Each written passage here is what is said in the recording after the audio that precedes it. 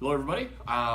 We are firing off our person-centered definition video series. So, with the person-centered work group, we've been talking about this definition that we created and talked to you all about in September of 2018. And how do we make this a living, routine thing here at Phoenix? And so, what the work group has come up with is a series of videos that we're going to go ahead and come out with probably once to twice a month for the first part of the year.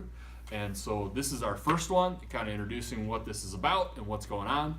I promise they'll all be short, and the idea is to keep talking about and reinforcing this definition that we came up with. And just to remind everybody, with this video, we wanted to do a little bit of a refresher on what it is and what we're intending to do, and just kind of cue up what's to come. And so just to remind everybody, what we wanted to do with our next step in developing our person-centered services is to develop something short and quick that really comes back to what is person-centered here at Phoenix.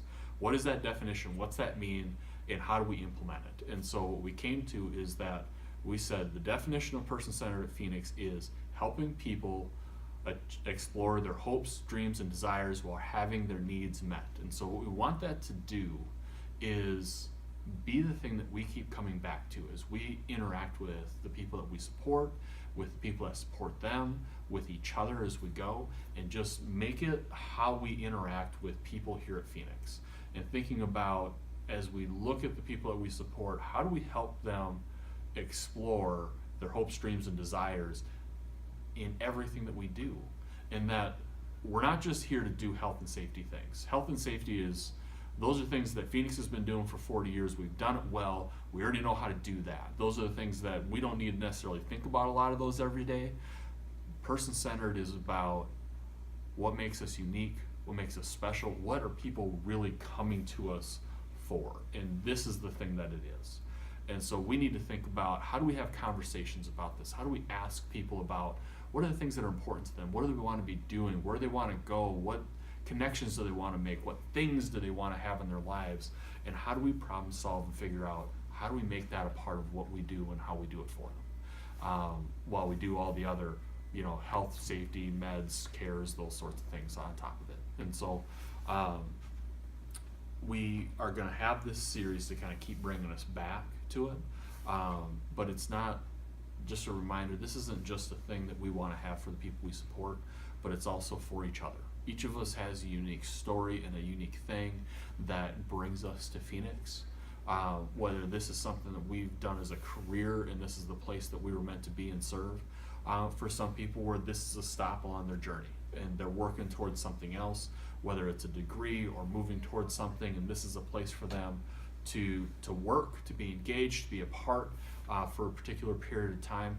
We want to have an organization that recognizes, hey, each person has hopes, dreams, and desires. How do we help them achieve those things while having their needs met? And how do we do that for our employees? How do we do that as we talk and learn about each other? And that's really what we want person-centered to be here at Phoenix. And so I promise you these will all be short. This is less than 5 minutes. I promise all of them will be less than 5 minutes. So as they come out, you'll see them come through your SCOMs.